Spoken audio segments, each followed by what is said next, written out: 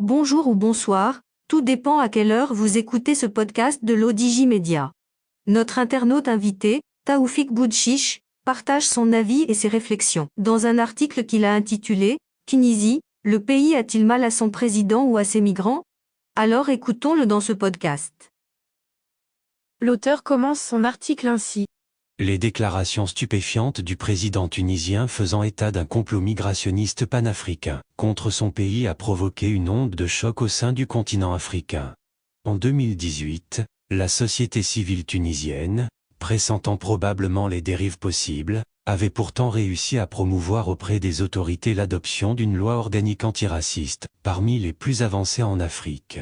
En quelques mots, le président Kais Saied a balayé les traditions d'accueil et d'hospitalité du pays du jasmin. Des mots qui ont résonné pour la société civile progressiste tunisienne comme une infamie supplémentaire du pouvoir tunisien envers ce qu'il reste de leur démocratie.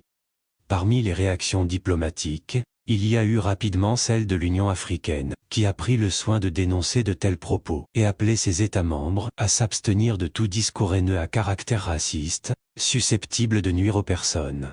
Les mots du président tunisien bafouent également les résolutions du sommet des chefs d'État et de gouvernement de la francophonie accueilli par la Tunisie quelques mois auparavant en novembre 2022.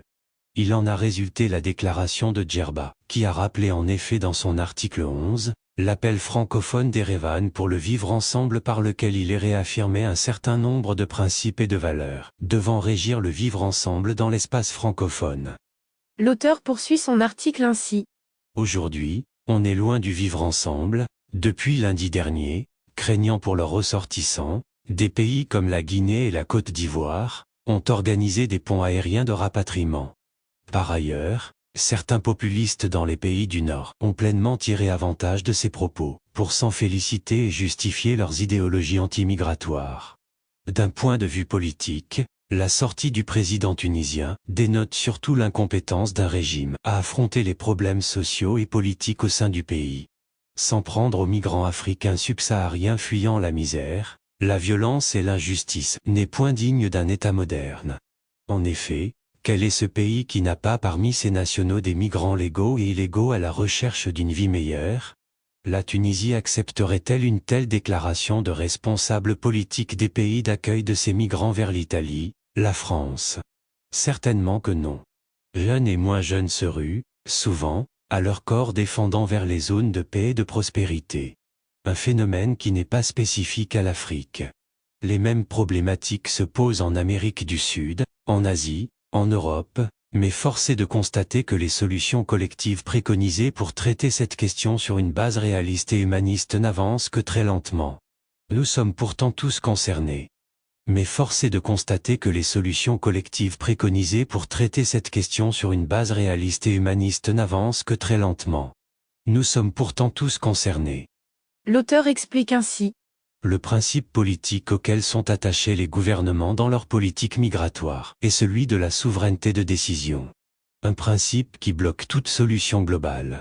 Il démontre par ailleurs s'il en faut que la pression migratoire ne sera normalisée qu'au prix de véritables politiques de développement et de progrès économique et social dans les zones délaissées et livrées à la défaillance des États. Autrement dit, la migration est une équation éminemment politique. Migrer résulte d'un choix individuel mais dont les causes sont collectives, sociales, économiques et politiques.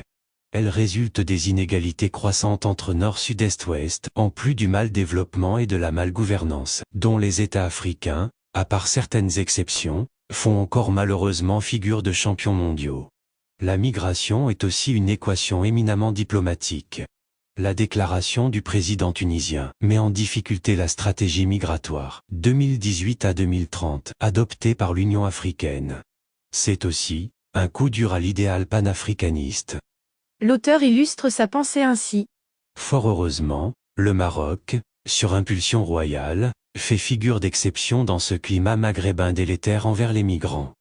Par exemple, lors du dernier sommet ordinaire de l'Union africaine tenu à Addis-Abeba, les 5 et 6 février derniers, le Maroc par la bouche de son ministre des Affaires étrangères, a fait état des activités de l'Observatoire africain des migrations, en tant que nouvel organe de l'Union africaine. Le Maroc a accepté d'en abriter le siège et son inauguration a eu lieu en 2020.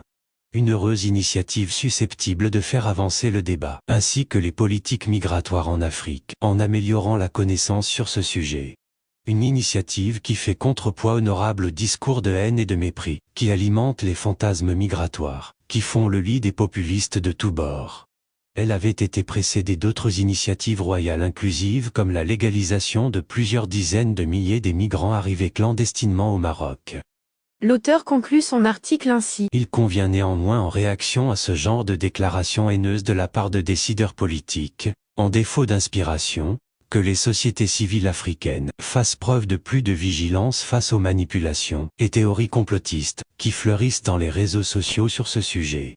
Il revient également aux autorités locales, préfectures, municipalités, communes, d'intégrer dans leur politique de développement local l'arrivée et l'intégration des migrants, pour éviter les tensions communautaires.